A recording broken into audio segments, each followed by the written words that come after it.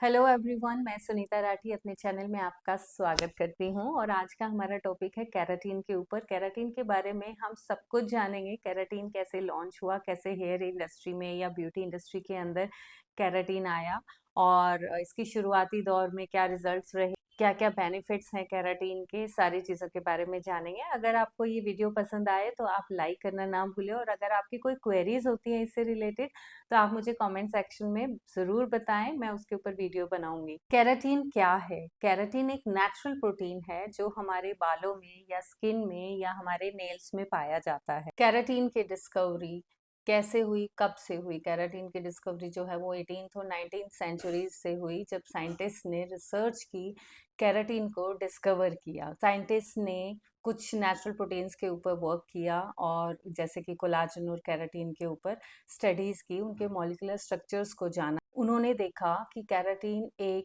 Hard और durable protein है जो मैमल्स के अंदर पाया जाता है, जैसे कि नाखूनों में, हमारे स्किन में और हमारे बालों में। अब 1950s में केराटिन के स्ट्रक्चर को डीपली समझने के लिए एक्सरे क्रिस्टलोग्राफी किया गया, जिससे हमें पता चला कि केराटिन के अंदर टाइटली पैक्ड अमीनो एसिड्स हैं जिनका एक स्पेसिफिक अरेंजमेंट है जो हमें फ्लेक्सिबिलिटी और स्ट्रेंथ देता है।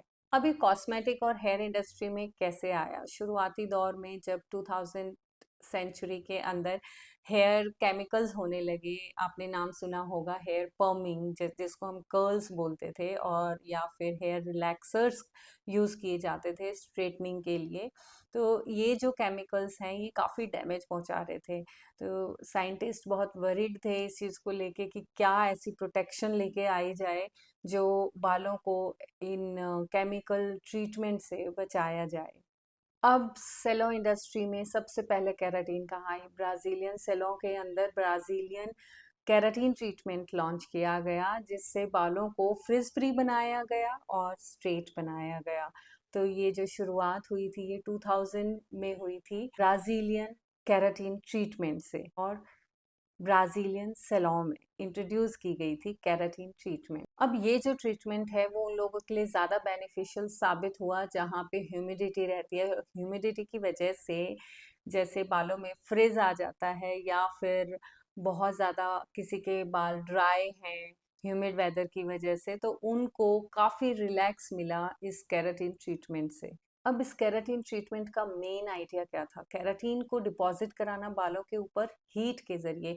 आप जैसे प्रेसिंग करते हैं या हीट देते हैं बालों के ऊपर, तो केराटिन अच्छे से डिपॉजिट हो जाती है। तो हीट के ज़रिए केराटिन को बालों में डिपॉजिट करना ताकि एक स्मूथ टेक्सचर मिल सके। अब जो ये हेयर केराटिन ट्रीटमेंट दिया जा रहा था, इसका मेन मकसद क्या था कि केराटिन जो एक फॉर्मूला निकाला है साइंटिस्ट ने, वो बालों के ऊपर डिपॉजिट कराना है हीट के ज़रिए, ताकि हीट अगर देंगे तो बालों में वो केराटिन लॉक हो जाएगा और एक स्मूथ टेक्सचर देगा बालों को। लेकिन ये केराटिन करते करते भी कुछ हेल्थ इश्यूज आने लगे, जैसे कुछ इंडस्ट्रीज ने या हमारे हेल्थ ऑर्गेनाइजेशन ने ये इश्यूज उठाए कि फॉर्मल्डिहाइड का इशू आने लगा कि ये एक खतरनाक केमिकल है और हमारे हेल्थ इश्यूज में प्रॉब्लम ला सकता है। अब शुरुआती दौर में फॉर्मल्डिहाइड जो केमिकल है वो यूज़ किया जाता था और ये बहुत हार्मफुल इफ़ेक्ट दे सकता था, तो इसलिए इंडस्ट्री ने अब जो भी केराटिन आ रही हैं वो फॉर्मल्डिहाइड फ्री सॉल्यूशंस आ रहे हैं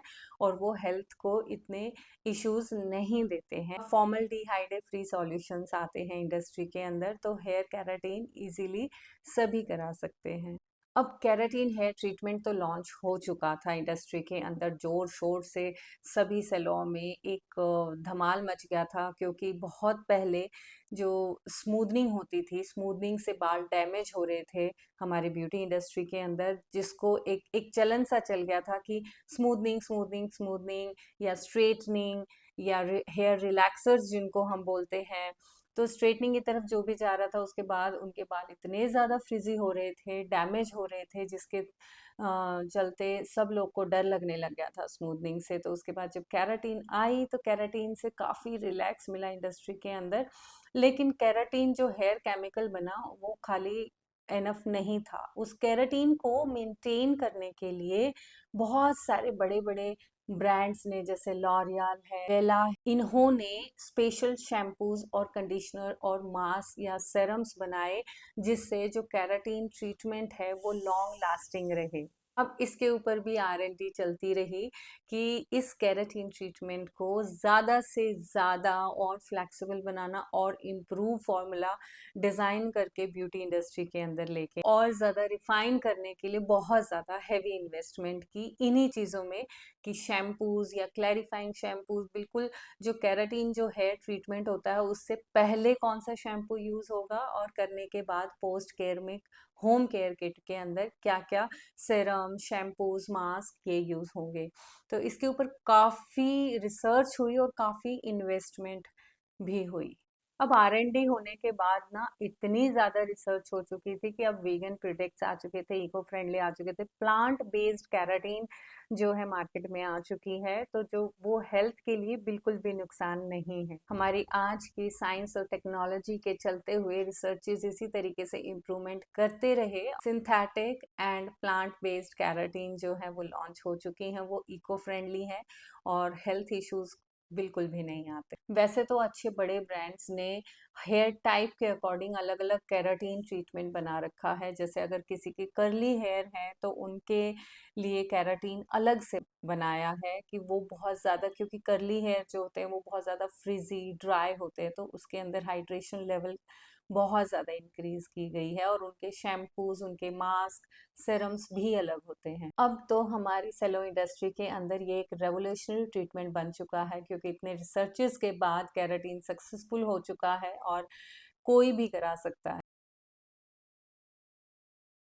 अब केराटिन है क्या?